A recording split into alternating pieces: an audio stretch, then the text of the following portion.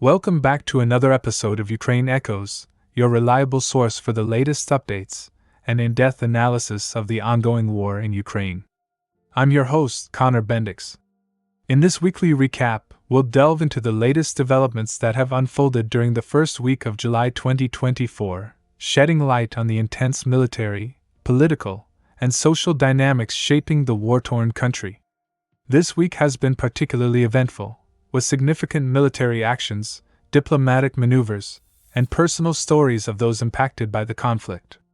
The first few days of July saw a series of intense military actions and diplomatic developments.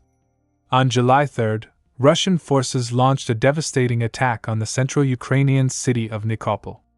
The attack resulted in the tragic deaths of 2 women, aged 61 and 86, and left 9 others wounded. The strikes caused extensive damage to residential housing, educational facilities, and a local clinic, adding to the humanitarian toll of the conflict. In a significant escalation, Russia claimed to have destroyed 5 Ukrainian Su-27 fighter jets with Iskander-M missiles and damaged 2 more at the Mirorod Air Base in Ukraine's central Poltava region. While Ukraine acknowledged a strike on the airbase, it accused Moscow of exaggerating the extent of the damage. Concurrently, Russia's Ministry of Defense reported that its air defense systems had destroyed 11 drones launched by Ukraine targeting Russian territory and the occupied Crimean Peninsula, underscoring the ongoing aerial battles shaping the conflict. Diplomatically, Hungarian Prime Minister Viktor Orban made a notable trip to Kiev, his first in over a decade, urging President Zelensky to consider a ceasefire. Despite Orban's appeals, Ukraine maintained its firm stance on pursuing its path to peace. This visit came amid continued diplomatic efforts in Washington, D.C., where U.S. Secretary of State Antony Blinken met with Ukraine's presidential chief of staff, Andriy Yermak, discussing NATO members' intentions to bring Ukraine closer to the alliance. In a significant show of support, the U.S. announced plans to provide over $2.3 billion in new security assistance for Ukraine, including anti-tank weapons and air defense interceptors.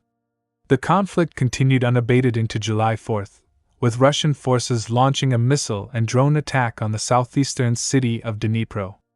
The attack claimed at least 5 lives and left dozens injured, further illustrating the devastating human cost of the war. Additionally, a series of Russian attacks struck Ukraine's northeastern Kharkiv region, resulting in the death of 1 person and injuring 14 others. In the Poltava region, a missile attack killed at least 1 person and injured 3 more, adding to the region's growing list of casualties. In a particularly concerning development, Moscow appointed officials at the Russian-occupied Zaporizhzhia nuclear power plant reported a Ukrainian drone attack on a nearby electricity substation. The attack injured 8 workers and left the plant's dormitory town of Enerhodar without power and water, raising fears about the stability and safety of one of Europe's largest nuclear facilities.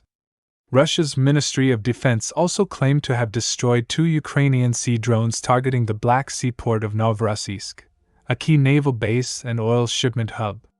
On the diplomatic front, the Netherlands' new Prime Minister, Dick Schoof, assured Ukrainian President Volodymyr Zelensky of his country's unwavering support.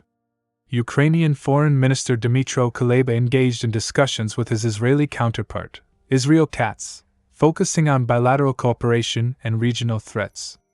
The United States further demonstrated its commitment by announcing $150 million in new military assistance for Ukraine, including various weapons systems and ammunition.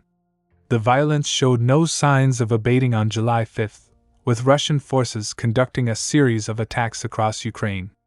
In the Odessa region, a missile strike killed a woman and injured 7 others, while in the Kharkiv region's village of Ruskalozova, a woman was killed and a man was injured. The Donetsk region's Novorodivka saw 9 people, including 4 children, wounded, and 7 more were injured in Nikopol, Dnipropetrovsk region. Additionally, a drone strike in Kherson left 2 civilians wounded, underscoring the widespread nature of the conflict. Amid these assaults, Ukraine's army announced a strategic retreat from a neighborhood on the outskirts of Chasiv Yar, a key town in the eastern Donetsk region. This withdrawal highlights the dynamic and often precarious nature of frontline positions in the conflict. Diplomatically, Hungarian Prime Minister Viktor Orban met with Russian President Vladimir Putin in Moscow, marking the first meeting between Putin and an EU leader in Russia since the invasion began. During this encounter, Putin rejected any meaningful negotiations on a ceasefire, stating that Russia seeks a complete and final resolution to the conflict. This hardline stance from Russia further complicates efforts to broker peace. In a show of military might, Russia's Ministry of Defense reported conducting drills involving mobile nuclear missile launchers.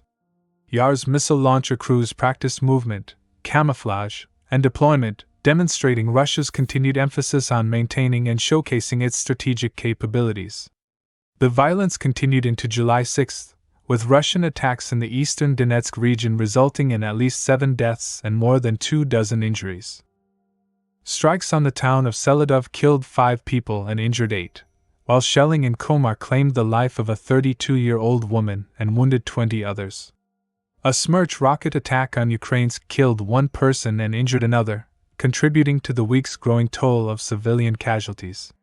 In response, Ukraine's air defense systems reported shooting down 24 out of 27 Russian drones in an overnight attack, highlighting the intense aerial engagements occurring across the country. And Russian drone attacks on the northern city of Sumy early on July 6 disrupted the local water system, cutting power to the water supply and causing multiple explosions. As Russian forces pushed towards the hilltop settlement of Chasiv Yar in the northern Donetsk region, extensive destruction was reported, illustrating the ongoing battle for strategic locations. Amid these military developments, Russian President Vladimir Putin reiterated to visiting Hungarian Prime Minister Viktor Orban that Ukraine must abandon 4 regions in the east and south, including Donetsk, if it desires peace. This stance was met with criticism from the United States and the European Union, highlighting the diplomatic friction surrounding the conflict. In a show of solidarity, Ukrainian President Volodymyr Zelensky thanked new UK Prime Minister Keir Starmer for pledging continued support. Additionally, preparations for an upcoming NATO summit in Washington, D.C., were underway, with a senior U.S. official announcing that NATO allies would unveil a bridge-to-membership plan for Ukraine and steps to bolster Kiev's air defenses.